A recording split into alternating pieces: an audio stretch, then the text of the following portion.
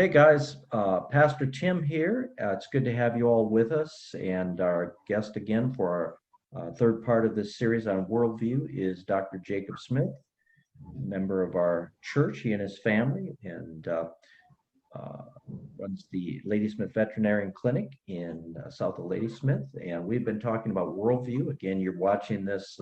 We apologize it's not live, but again, Facebook has locked us out. We hope they'll let us at least stream this, but hopefully we aren't offending anyone. So it's good to have you with us, Jake. Praise God. So tonight we're talking again about worldview and specifically a biblical worldview. So with that said, Jake, let me just have you take it away and we'll kind of get this thing going. Sure. Thanks, Pastor. That sounds good. So the last couple of weeks, we've kind of been talking about our worldview and how that relates to current events, a little bit of my personal story and how I've kind of evaluated the different worldviews throughout my life, and how I eventually settled on a biblical view as the one that is going to dictate the directions in my life and how I became a Christ follower. But what I thought we'd do tonight is kind of hone in on exactly what is a biblical worldview, and then I wanted to just kind of present a series of questions to Pastor Tim as our spiritual leader at our church and as somebody that obviously is a spiritual leader in our community. Just some basic questions on worldview and how, as a pastor, he thinks that applies to what we're seeing in our culture today and what we're seeing in our churches, and just to help us as believers strengthen ourselves. And so what I wanted to start with tonight, and when I say this, Pastor, please don't be afraid to intervene once I'm done, and you can add anything to this that you would want. But the basics of a biblical worldview. So again, we talked about worldviews. Worldviews are the lens at which we look at the world through, right? And so just as a quick rehash, somebody that lives in northwestern Wisconsin who is a Bible-believing Christian probably is going to look at the world around them with a different worldview than somebody that might have been born in Bangladesh and never heard the name Jesus Christ, or somebody that was born in the middle of Siberia and never had any exposure to Christian education or Western education. So worldviews vary quite a bit. It doesn't mean that all worldviews are equal, but we just acknowledge the fact that because of the nature of the human race and locations and cultures, we're going to have worldviews that differ a little bit from one another, and that's okay. But we're here to discuss what those differences are, and we're here to discuss what our worldview is, and that's a biblical worldview. Amen. And so what I did here today, Pastor, is I just I wanted to make a couple points on what a biblical worldview is. And a lot of the material that I'll talk about tonight is based on a book by Dr. Bill Brown called Worldviews, What Are They? And what can we learn from them? It's really an excellent resource, and maybe I'll post a link to that when this comes out as a video later. But as far as a biblical worldview goes, a person with a biblical worldview lives their life and bases their interactions with others based on the following principles. So one, the Bible is the divinely inspired writings of the Old and New Testament that point to Jesus Christ as the ultimate revelation of God. Number two, God has revealed himself in Scripture and in creation itself. Number three, through the Bible, we can begin to understand God's world and our place in it. Number four, through the Bible and through Scripture, we can see who God is and what God does. And then number five, the life and teachings of Christ are central to the core of what is truth. Okay. So those are just 5 basic points that anybody who operates out of a biblical worldview, I feel, are really important that we believe and that we use as the basis for how we interact with the culture around us, with people around us, with those within our church. So just for starters, Pastor, do you have anything you would want to add to some of what I said there? Well, I think no, those are excellent points. You were talking about our different worldview, and obviously, if we're raised in different places, our worldview is going to be a bit different because culture is different. and we grew up with different cultures. And I just wanted to add to that one of the objections we hear to Christianity often is that, well, you only believe in Christianity because you were raised in the West, where Christianity was the prevalent religion. If you were raised in India or another country, you would not be a Christian. So the argument goes something along the line that basically all religions are pretty much equal. It's just you happen to believe because you were raised around that particular religion. While there is an element of truth to that, obviously it doesn't hold water completely, because people do become converted to other faiths, especially Christianity, in other nations who've grown up in a particular religion their whole life. So, yeah. Yeah, I think that's really important. I mean, at a real basic level, just because I've never seen the Eiffel Tower or never been to Paris doesn't mean it doesn't exist, right? Right. And so when we're talking about worldviews, we've mentioned a couple others briefly before, but just as a general overview, there's really only 4 or 5 broad categories of worldview that I've studied. One that we've talked about a lot, me as a science guy, that's most prevalent, of course, would be a naturalistic worldview. And that's really common right now in America where we live. A real crude way of describing a naturalistic worldview is that all that there is the material world that you see around you. All truth can be judged through science. All truth can be tested empirically. It can be evaluated. Everything you see, feel, and do can be explained by science. And of course, I was raised that way, at least through my education. But what I found science can answer are the big questions, of course. What is my purpose? Or even in a real practical day-to-day sense, why do I find beauty in nature? Why do I find beauty in the arts? Why do people want to be artistic? Why do people want to be musical? Why do people want to express themselves in these manners? That's not something that science can really explain, or a naturalistic view can really explain. The second category of worldviews would be what we call transcendentalism. So some of our major Eastern religions fall into that.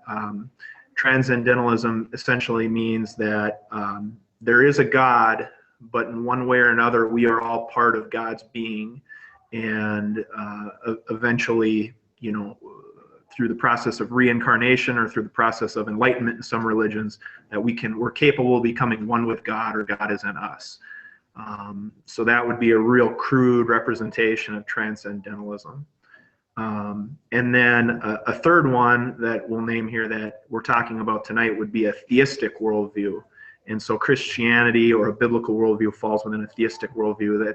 And that means, at a most basic level, that you believe that there is a personal God, that a personal God is responsible, for the creation of the universe, and a personal God has the ability to interact with the world that he created. And so Christianity fits in that. Islam fits in that. Judaism fits in that. But within a theistic worldview, we have, our 3 major religions, of course, that there's some similarities, and people, of course, in today's day and age like to point to those, but there's also some big differences. Right. And of course, you and I are in agreement that a biblical worldview is the one that's most congruent with human nature and most congruent with truth. Yes. And so in Bill Brown's book, Bill talks about 4 different questions that you can use to evaluate worldviews. That through, just like you're testing something in the sciences, you can use these questions to evaluate the truth behind certain worldviews. And so these are the questions that I wanted to present to Pastor Tim tonight, so he could kind of give us some insight on his thoughts on these questions and how a biblical worldview holds up to scrutiny. Before we get so if you're okay with it, Pastor, yeah, go ahead. Before we get into those, one of the things you were talking about, a material worldview, naturalistic or material worldview. I think one of the objections we run into in at least the West when it comes to faith is there's a real misunderstanding that we'll hear people say something like faith is blind, as if we have faith, we're just believing something out of ignorance. And that's really not what Christianity in a biblical worldview is about. It is about weighing evidence. And you mentioned some evidence that science can't answer. For instance, it can't answer emotions or beauty and things like this. It's just a different way of measuring evidence. In other words, like you said, science can't answer all questions, even though we hear from a lot of people today that somehow science has the answers to everything, but it simply does not. So again, believing something, to believe in God or believe in Christ or believe in the Bible, there has to be evidence. And if there's not evidence, then we're just blindly, ignorantly following something. But that's not what we're endorsing here in any way, shape, or form. So I just wanted to clarify that for somebody who might be listening to this. Yeah. Yeah, and absolutely. And hopefully the questions I ask here, we can get into a little more detail on exactly that. Sure. So the first question I'll present to you regarding evaluating any worldview, but we're going to specifically again talk about the biblical worldview here tonight. Yeah. Is number one, is the worldview reasonable? Meaning, can it logically state it? Can it logically be stated, and can it be defended? Right. So this is, obviously I study apologetics, and so this is where a little bit of apologetics comes in. But also this is where, having scriptural knowledge is crucial. So would you like to run with that question a little bit? Right. And I think that is a very, very foundational starting place, because if you can't defend your faith, if it can't stand up to scrutiny, then we should ask ourselves, is it worth believing in? And the great thing about Scripture, and the great thing about, again, you had mentioned the 5 different questions, I think, beginning, and the first had to do with the Bible and the authority of the Bible, and of course, if the Bible can't handle these questions, then it's very weak. But I think we can look at history and we could see that Scripture has stood the test of time. A friend of mine said he believed that Christianity was really truly the only thinking person's faith, because it had the most rational and intelligent answers to the questions of the world and purpose and things that we were talking about. So yes, I think that's a great place to start, is can the worldview stand, can it hold the test? Yeah, it's really interesting here. Just I think last night, actually, I was listening to the radio on the way home, and Dr. James Dobson, a well-known Christian figure, had on a gentleman named David Horowitz, who works for, I think, his own Washington, D.C. think tank. And Horowitz, though, in the program is a self-described atheist. But Horowitz, one of the major points he wanted to bring, and that the reason he was on Dr. Dobson's show, is what he sees happening in our world right now. He's ready to admit that the basic for a lot, or the basis for a lot of what we define as, morale and ethics and everything that's really good about our American history that way, is derived because of biblical values that have become ingrained in our society. And Horowitz, even as an atheist, thought this is going to be a catastrophic loss if our country pushes biblical values to the wayside. Basically, he thought there was no hope if we do that. And that's coming from somebody that's not a Bible-believing Christian, but he's learned through a study of the Bible that he's gained the utmost respect for what it teaches. So when we ask the question, is it reasonable and can it be defended? There's people outside of the Christian faith that are willing to do that even. Yes, and I think that is really an excellent point, because one of the big issues we're facing in this culture right now is liquid modernity. Modernity having to do with the modern world, where there is nothing, where the very fabric of the society is unraveling because of there's no boundaries anymore. There's no gender boundaries, or at least there's people pushing this. There's a push for no gender boundaries, a push to destroy the definition of the family, where anything goes every day. There's no defined principles. There's no defined morality. There's nothing's defined, where it can just change at a moment's notice. Well, that spells destruction because you can't live that way. I mean, we can look at society, we can look at our children, we can look at children in society that have been inundated for many decades now with this progressive ideology that you just, the idea that liberty equals doing whatever you want whenever you want, not realizing that the ultimate end of that is destruction. Because if you just do whatever you want to do for the moment for personal pleasure, you're going to reap the consequence, and it's been disastrous, and we're seeing that. Um, so for me, I was born in 1983, so I have a little bit of memory of the 80s, and of course the 90s I remember well, and the early 2000s and such. But to me, it's been really obvious that, at least in the last 30 or so years, that as American culture has gotten further and further away from biblical values, we've gotten, I guess, the relationship amongst each other has gotten more tense. The way we treat each other has declined. The old adage of living by the golden rule has continued to deteriorate. And that's only in the last 30 years since I've been alive. You're a little bit older than me, and you've been a Christian a lot longer than I have. Do you have any comment on how things have changed, in the last 30 to 40 years in your eyes as kind of our culture strays further and further away from biblical value system? Well, I think especially in the last, I would say 10 to 15 years, it's almost like we've hit warp speed. I remember when I was just a young Christian, I got saved in 1982, and I was raised, in the 70s. And when I became a Christian, I remember a lot of things in Christian talk radio and conservative talk radio. A lot of the things that we were seeing right now, they're like in the rearview mirror. I remember when James Dobson and other people were talking about, I think it was President Reagan had called a bunch of professionals and ministers together. James Dobson happened to be one of those, and he did a study on, they had a government study on the effects of pornography. And this is when we didn't have internet like we do today. We didn't have cell phones.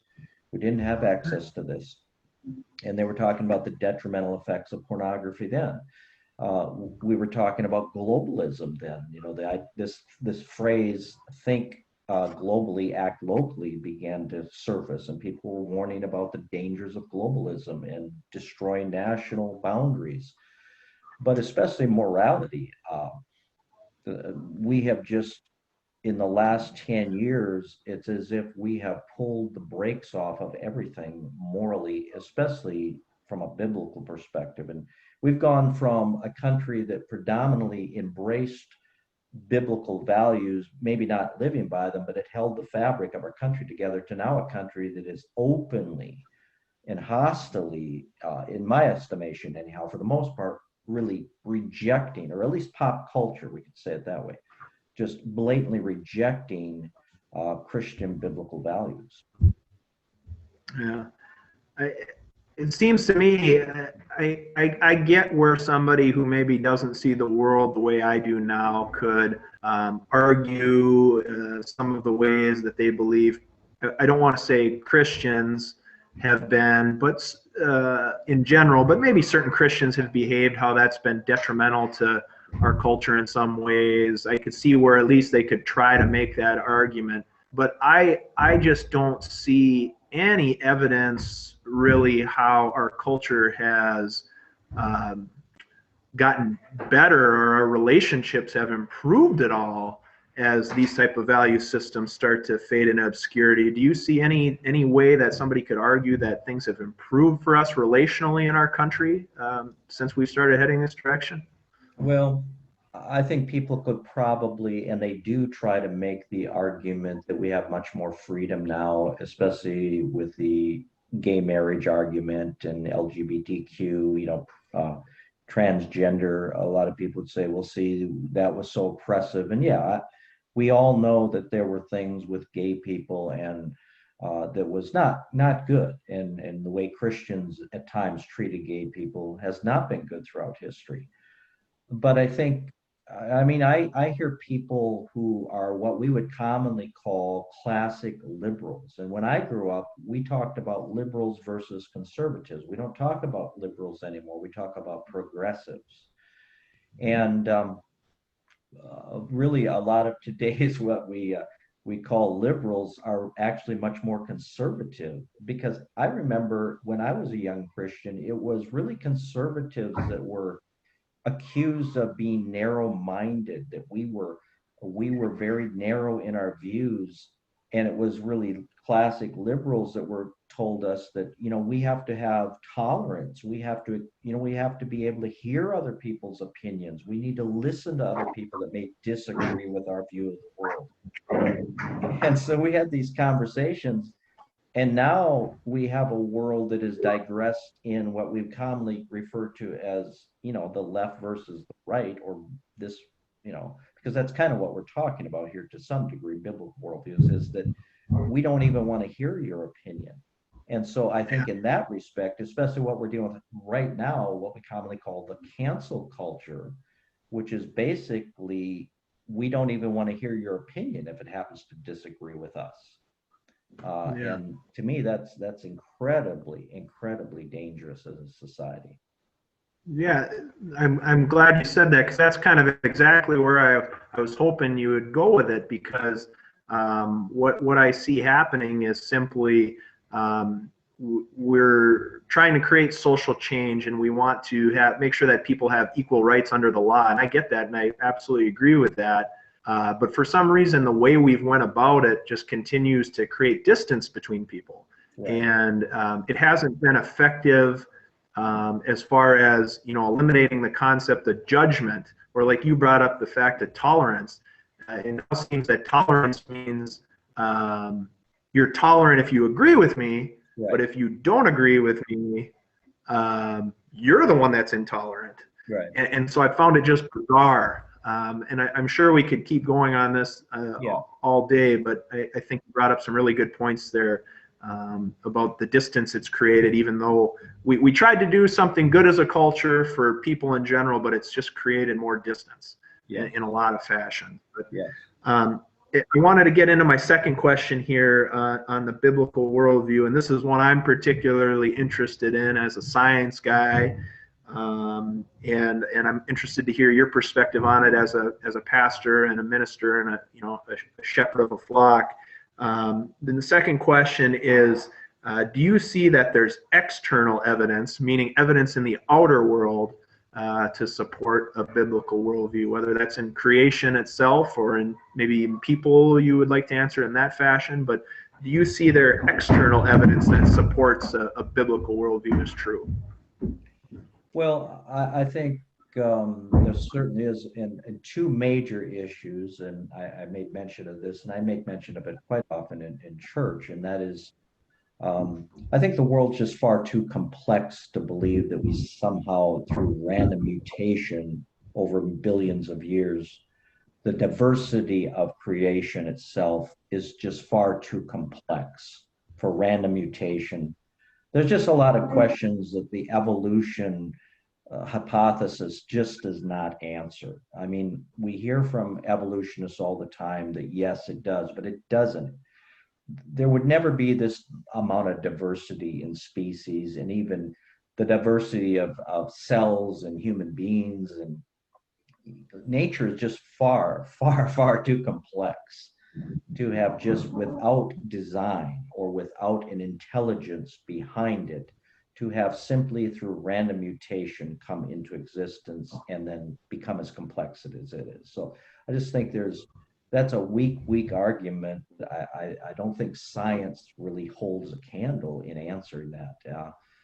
I think you really have to have a lot of faith, blind faith, simply to believe that things could be this complex through simple random mutation. The other aspect, though, is purpose. You'd mentioned that before, and I think William Lane Craig, one of my favorite Christian apologists, brings the great argument of the meaning of life, that if there is no God, then life is futile. No matter what you do, no matter what you accomplish, you're eventually going to die, And it's not going to make a bit of difference because there are a lot of people that don't believe in God who believe the world and the universe are just spiraling down into oblivion. So then what's the point of it all? What's the point of it all? What does it matter if you're well educated or stupid? What does it matter if you're rich or poor? None of it ultimately matters, because if in the end all die, then we have a few short years on this planet, and that's the end of it. Game over. Thanks for playing. Yeah. The for me as a science person, as you said earlier, as I got deeper into my studies and I started exploring Christianity, as you said, it takes a lot of faith because the human body or the animal body in my profession, the level of complexity in the smallest units that make up the body of a human being or a dog or a cat or a horse. The cell itself, you have a cell which is made up of, essentially a cell is like a city, and it's a city that has all these moving parts. And if one of those parts is not working, the cell doesn't work. But then millions of cells make up a single organ, right? And you have multiple organs in your body, and all of those organs got to work together as their own functioning unit for your body to maintain its health. Right.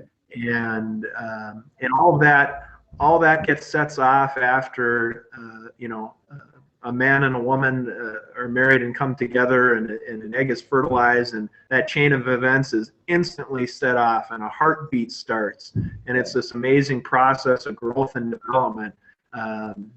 As you said, it takes an awful lot of faith to believe that could occur randomly, that there's no intelligent designer past that.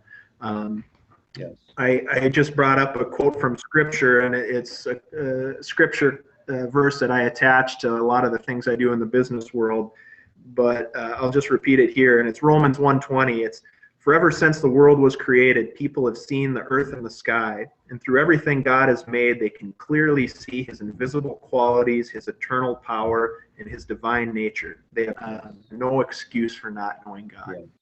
Yeah. So I thought that was a good way to sum up that question. And that kind of leads us into question number 3, which we're touching on a little bit, but that is there internal evidence to support a biblical worldview? Meaning, internal is in the person and in the relationships we carry, and how we carry ourselves as individuals, as we live this life. Can the biblical worldview explain triumph, tragedy, hardship, love, and other human issues? Do you have some comments on that question? Well, I think so. I think the biblical worldview gives really excellent, because it answers the moral question more so than, all religions have moral similarities. Almost all religions have some commonalities.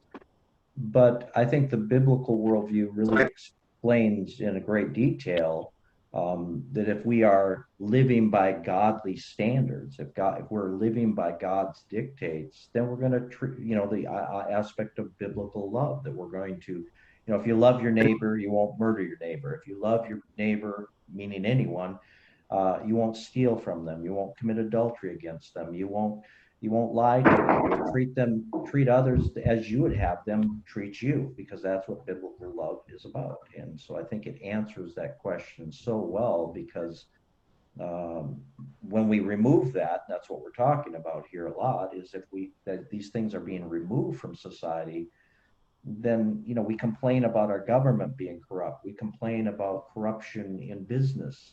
But why is it corrupt? It's corrupt because people are living without biblical moral restraint. And so, the scriptures have the answer. Jesus commands us, he says, love your neighbor, very simply, love your neighbor as you would yourself. Right. Can you imagine what a difference that might make in the year 2021 if people actually took that seriously? I mean, there's not much discussion on loving your neighbor outside of the Bible. What can you say about that? Yeah, well, I've always laughed.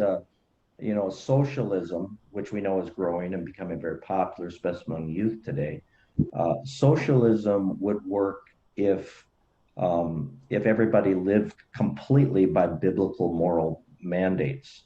But socialism never works because people don't live by biblical moral mandates. They live by greed and darkness, and the rich get richer and the poor get even poorer under socialism. And so it doesn't work. It never has worked because it doesn't have a moral restraint. It doesn't have God as the restrainer. And so, yeah, how the world would be if everybody would live biblically. And I know this is kind of what David Horowitz's argument is that if we remove Christianity from our country, the evidence is that we will end up with chaos and really anarchy. Yeah, that's it's funny. So I'll say this, and of course, if the media got a hold of this, they would pinch this statement off real quick. But I'm going to say that I totally agree with socialists. If and the big if was if Jesus Christ was the president or prime minister of whatever country or locale socialism was instilled in, because if you look back through history and even countries who currently might lean more towards socialism, I'd ask somebody who supported it, have you ever seen a socialist leader in history or currently who lives a middle-class lifestyle? Right. Right. Exactly. And so a lot of socialist leaders, historically, and like I said, even now, they tell their countrymen that it's good for them to live that way. Right. But they have a little bit different standard for themselves. Right. And so it's kind of interesting to see that people are willing to accept that, or have been willing to accept that, over time. It's the same argument you see a little bit in the church nowadays is, people go to massive churches and they tithe their hard-earned money, and then the lead pastor pulls out in a Lamborghini. That feels a little bit odd to people. And exactly. I can imagine. Right. Yeah. Well, and I think along that same line, because one of the arguments you will hear from people is they'll say stuff like, well, socialism is working in Europe because there's European countries that are socialist. What they fail to realize is European countries are not socialist. They're capitalist countries that have some socialist programs. Just like the United States, what makes us prosperous is not socialism, it's capitalism, even though we have some socialist programs. I mean, we share a combined police force, and we have public education, and we have these things that are somewhat socialist. We share in the expense of them, but we're not a socialist country, a purely socialist country. And again, it was Lenin who said, and this is what people don't realize, Lenin said the goal of socialism is communism. And so, it's socialism will naturally digress into communism. It's ultimately, it can't help itself because the powerful, in order to protect their power, will oppress those who challenge their power. And unfortunately, we are seeing that, aren't we? Yeah. I'm glad you brought up the point about Scandinavia, because I like to look into things. I like to be well informed, and I'm not anybody who might watch this in the future that might say that, well, socialism's not such a bad thing. I would just, instead of even making the argument, I would just challenge you to research a little bit on minimum wage laws in Scandinavia, for instance, or even in something that hits real close to home in Wisconsin, research school choice in Scandinavia. I'm sure you would find some things that are quite surprising to you as far as what you believe socialism actually is. So with that, we'll move on a little bit. And actually, before I move on, I'll leave you with one line that came to mind regarding worldviews and different cultures. And it's a line by the late Ravi Zacharias. When you're comparing him, Ravi Zacharias said, some cultures, they love their neighbors. In some cultures, they eat their neighbors. So, yeah, right. Yeah. We hope we never get to that point. Amen. Yeah. So we should be glad we live in a culture that still, at least a lot of us remember that Jesus told us to love our neighbors and not the opposite. So. Yeah. Exactly.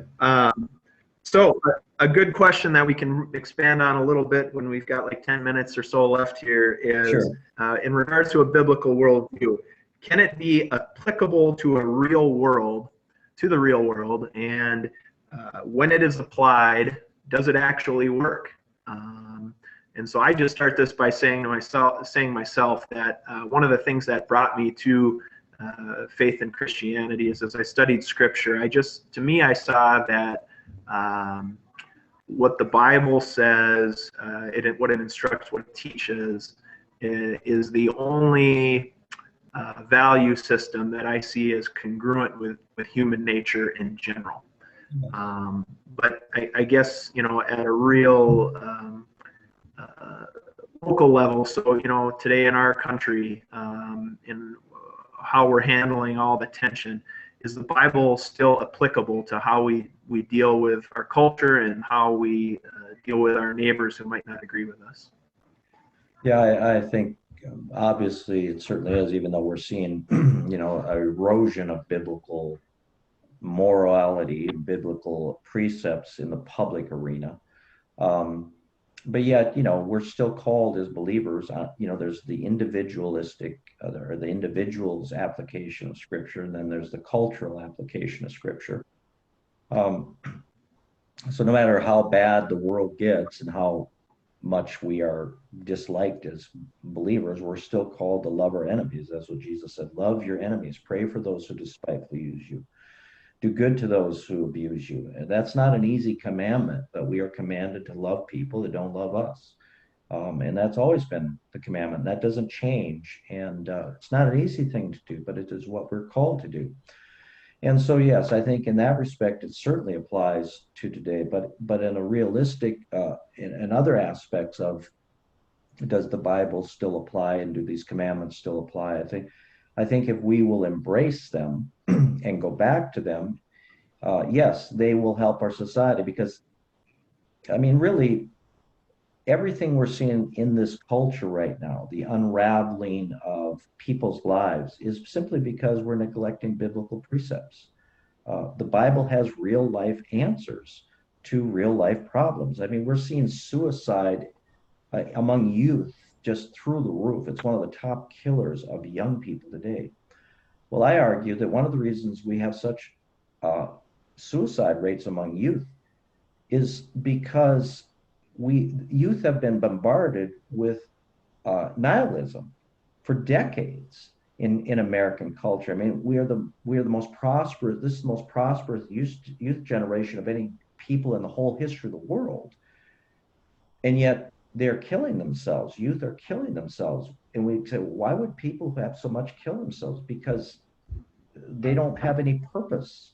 They don't have any real, outside of ourselves. If we're all we have, that's a pretty shallow existence. And the Bible gives real life answers that when we live by a providential view of our world, that there's a God and he gives us divine purpose, then it changes how we live. Yeah, absolutely. I think about so many people, they want to have purpose. They want their life to have meaning. So many people want to have influence. The explosion of social media and how people use social media or YouTube to because they simply want to be known. They want somebody to hear them. They want to be known. They want to have influence. Right. They want to be popular. You think back to the basics of Jesus's teachings. Jesus was very blunt in the fact that, hey, you want to be a leader, you want to have influence, you want to do good, you want to have purpose. He said, be a servant first. And when you look at modern day America, how many people have a real servant's heart? Right. And when I say servant's heart, there's a lot of people. You can go to probably any Hollywood star's Facebook page and you'll see him doing something philanthropic. But is he doing that because he has a servant's heart, or is he doing that because it builds his brand? Right. And Jesus said the way to real influence, the way to real leadership, the way to real purpose is servant leadership. Can you comment on that at all, and what the changes, we might see if we had a servant's heart? Yeah, we should maybe just do a whole program on that because that's such a powerful, Yeah. huge subject. I think of, yeah, servant because, and obviously, I was just listening to Dreyer's Benedict option book this week again, and he really hammered this issue, and I thought he did a fantastic job about uh, this idea of the culture, this materialism that has taken root in this culture, and even in many Christians' lives. And going back to this issue with teens and youth who are committing suicide and dealing with depression to such degrees, I think what we're really seeing is, if materialism is such a shallow existence, because eventually it's going to get old. There's no amount of material goods and human accolades that can give your life ultimate purpose. I mean, this is why if you look at Hollywood as an example, Hollywood stars, their marriages last so short. They're married, constantly remarried, and yet people look up to these folks as they are somehow role models, and yet they look beautiful. They're very handsome. They have all like this accolades, and they have money, and they have fame and prestige. Yet many of them are drug addicts. Many of them are completely immoral and lack any virtue that anyone would want their children to follow. And not all of them, obviously, but I think this is a prime example of a culture that has rejected biblical standards and biblical reality, and it's swimming in the cesspool of just lack of purpose and lack of restraint, and as a result it's destroying people's lives. There's always consequences for these things, and if we would learn that we love one another and we serve one another, and we have purpose in that. I think one of the areas along that line is if you just look at giving, financial giving. Christians, specifically conservative Christians, outgive non-conservatives immensely. I mean, it's just hands down. Because a lot of people who are not believers, they look at philanthropy as the government. The government is how I give. I pay taxes, and the government creates a program, and that helps people. But we know the government is a terrible charitable organization. It just doesn't do a good job. So we could go on and on, but we should take and maybe do a whole program on this because it is a fantastic issue. Yeah. I mean, obviously the Bible tells us that we're not supposed to, completely abandon the world around us, that we still need to go into the world around us because there's people who need help. There's people, there's thirsty people who need a drink. There's naked people who need to be clothed. Yeah. There's hungry people who need food. And so our job as a church is to tackle that. Yeah. But at the same time, as we've been talking about I guess I don't even like to call it culture. I guess I would refer to it as pop culture or West Coast, East Coast culture. Yeah. It's dominant in media. That's not culture where you and I live, as we've talked about before. That culture is not culture in central rural Wisconsin. In fact, somebody from Hollywood, if they got dropped over here, they might not believe they're in the same country. And I think now if I got dropped in Hollywood, I probably wouldn't know I'm in the same country. But I think as we're going to talk about going forward in our church with the Benedict option, for instance, and how we're going to study that a little bit now and see what we can derive from that to improve things in our local community, I think it's time that we embrace the culture we have here and we embrace our church culture, and that we no longer try to cater to the culture that's outside, meaning the pop culture, the East Coast culture, the West Coast culture, but that we embrace who we are and we be a little bit more proud of it, where we are up here in the sticks. So I'm excited to work with you here on the Benedict option and look at this a little more going forward. Yes. I think when we talk about pop culture, which is by far, I think it was Os Guinness that said that this culture, referring specifically to pop culture, is the most invasive culture any of the world has ever faced. And I think he's right, that it tends to overwhelm people because it's so prevalent. It's everywhere. It's all around us if you're living. But and I think along with that, one of the things we are constantly hearing is that everything that's new and progressing is great, and anything of the past is bad. And I think this is one of the things the Benedict option especially addresses is going back and the Bible talks about rebuilding old waste places, digging open the wells that have been stopped up. Scripture says they're called to be restorers of paths to dwell in. And I think that's what really God is calling the church in this hour in the West, to go back to our foundations, to stop trying to look and act like the world in order to reach the world, but to rebuild what we originally have, rebuild the foundation, and then, as you said, invite the world into something that's far more secure, far more appealing, because it actually adds virtue to your life and something worth living for that has purpose, rather than this frivolous stuff that the world is constantly selling people that, you'll 6 months later, your yesterday's flavor, your yesterday's news. And stop letting the world around us define our value. Stop letting the world around us define our virtue. And this is what I think we're called to do. Yeah, amen to that. I think that's a good way to put a wrap on it tonight. Yes. Well, thanks, Jacob. Again, it was a great conversation. Appreciate your insight.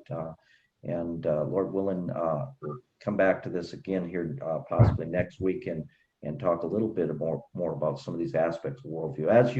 Those of you who watching, you realize worldview is a big subject, goes in a lot of different directions. But as believers, we're called to live by a biblical worldview. And if we don't even know what a biblical worldview is, and we don't apply it to our life, then our Christianity is somewhat in vain. So anyhow. Yep. Well, thanks again, Jacob. Okay. God bless you guys, and we'll call it a night. And hope you guys, if you have questions or comments as we post this, please put them down at the bottom here, and we will respond to them and answer them. So God bless you all, and we'll see you later. Bye-bye.